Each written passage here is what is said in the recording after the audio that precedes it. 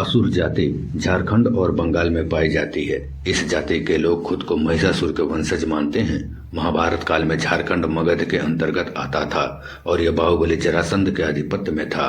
जरासंध के वंशजों ने लगभग 1000 साल तक मगध में एक छत्र शासन किया था। जरासंध शैव थे और असुर उनकी जाति थी। झारखंड में रहने वाले वर्तमान असुर महाभारत कालीन असुरों के ही वंशज हैं। झारखंड के पुरातात्विक खुदाइयों में मिलने वाली असुरकालीन ईंटों और रांची गजेटियर में सन 1917 में प्रकाशित निष्कर्षों से भी इस तथ्य की पुष्टि होती है। 600 ईसा पूर्व जब मुंडा लोग झारखंड आए तो उनका सामना असुरों से हुआ। मुंडाओं की लोक कथा सोसो बोंगा में उनके आगमन और असुरों से संघर्ष का विस्तार से वर्णन मिलता है। भारत के विख्यात मानव शास्त्री शरत चंद्र राय अपने प्रसिद्ध पुस्तक मुंडाज एंड देयर एंट्री में इसका समर्थन करते हैं। मुंडा लोग जब झारखंड आए तो उनकी एक शाखा संथाल परगना की ओर गई थी।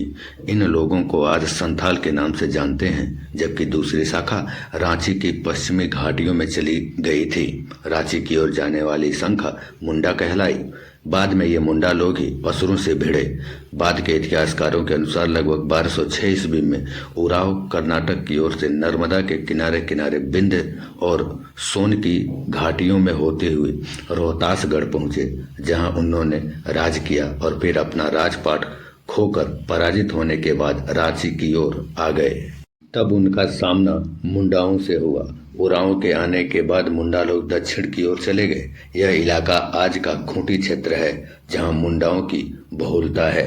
असुर जाति के लोग मुख्यतः लोहा गलाने का व्यवसाय करते थे और असंदिग्ध रूप से मुंडा और अन्य आदिवासी समुदायों के आने से पहले झारखंड में उनकी एक विकसित सभ्यता विद्यमान थी। इस जाति के लोग कृषिजीवी नहीं थे और उस समय में झारखंड में कृषि प्रधान समाज की उपस्थिति के प्रमाण नहीं मिलते। मुंडा लोग जब यहाँ आए तब उन्होंने ही व्यवस्थित कृषि और जीवन समाज पद्धति की मजबूत नींव डाली। यह भी उल्लेखनीय है कि असुरों के समय में झारखंड के कुछ इलाकों में जैनियों का प्रभाव भी था, खासकर हजारीबाग और मानभून आदि इलाकों में। पारसनाथ में जैन तीर्थ का होना तथा उस क्षेत्र में सराक जाति की उपस्थिति और उनके रीति रिवाज इसके जीवंत उदाहरण हैं। झारखंड के गुमला जिले के सुदूरवर्ती पठारी क्षेत्र में जंगलों और पहाड़ों की तराइयों में रहने वाले असुर जाति के लोग दशहरे के दिन शोक मनाते हैं।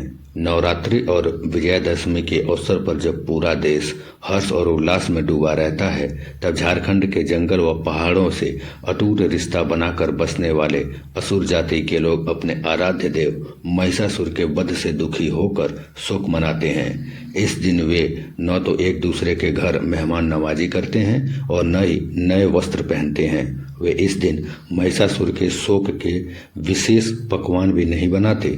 अपने आराध्य देव की माता दुर्गा के द्वारा वध किए जाने पर वे अपने को बेसहारा महसूस करते हैं। इस जाति के कुछ लोग जो शिक्षा प्राप्त कर शहरों की ओर रुख कर रहे हैं, वे बाहरी लोगों के संपर्क में आकर अपनी परंपरा को भूलने लगे हैं।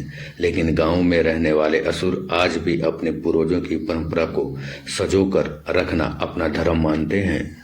पश्चिम बंगाल में दुर्गा पूजा को लोक उत्सव का दर्जा प्राप्त है, लेकिन राज्य के उत्तरी इलाके में जलपाईगुड़ी जिले में स्थित अलीपुर दुआर के पास मांझेर डाबरी चाय बागान में रहने वाली असुर जाति के लोग दुर्गा पूजा के दौरान मातम मनाते हैं। इस दौरान वे न तो नए कपड़े पहनते हैं और न ही घरों से बाहर निकलते हैं। असुर जाति के ये लोग बागान की असुर लाइन यानी इस जनजाति के मजदूरों के लिए बनी कॉलोनी में रहते हैं। इस जाति के लोग खुद को महिषासुर के वंशज मानते हैं।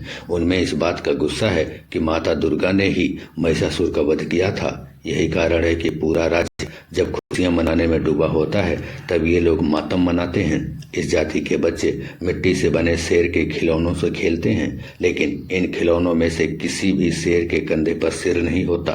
बच्चे शेरों की गर्दन मरोड़ देते हैं, क्योंकि ये माता दुर्गा की सवारी है। असुर जाति के लोग उत्तर बंगाल के कुछ और चाय बागानों में रहते हैं।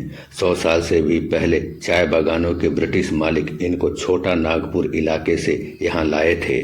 पश्चिम बंगाल में असुर लाइन में रहने वाले 26 परिवारों में लगभग 150 सदस्य हैं। इन सबको अपने पूर्वजों से सुनी उस कहानी पर भरोसा है कि महिषासुर के मारने के लिए तमाम देवी देवताओं ने अवैध तरीके से हाथ मिला लिए थे।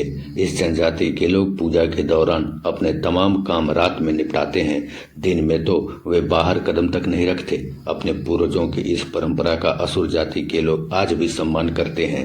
इस जाति के लोगों का मानना है कि महिषासुर दोनों लोकों यानी स्वर्ग और पृथ्वी पर सबसे अधिक ताकतवर थे। देवताओं को लगता था कि अगर महिषासुर लंबे समय तक जीवित रहा तो लोग देवताओं की पूजा करना छोड़ देंगे, इसलिए उन सब ने मिलकर धोखे से उसे मार डाला। महिषासुर के मारे जाने के बाद ही असुर जाति के पूर्वजों ने देवताओं की पूजा बंद कर दी। असुर लोग वर्ष में एक दिन हड्डियां यानी चावल से बनी कच्ची शराब और मुर्गे का मांस चढ़ाकर अपने पूर्वजों की पूजा करते हैं। असुर लाइन में अभी तक किसी ने भी स्कूल नहीं देखा है। इस जाति के बच्चों के लिए सच वही है जो उन्होंने अपने पिता और दादा से सुना है।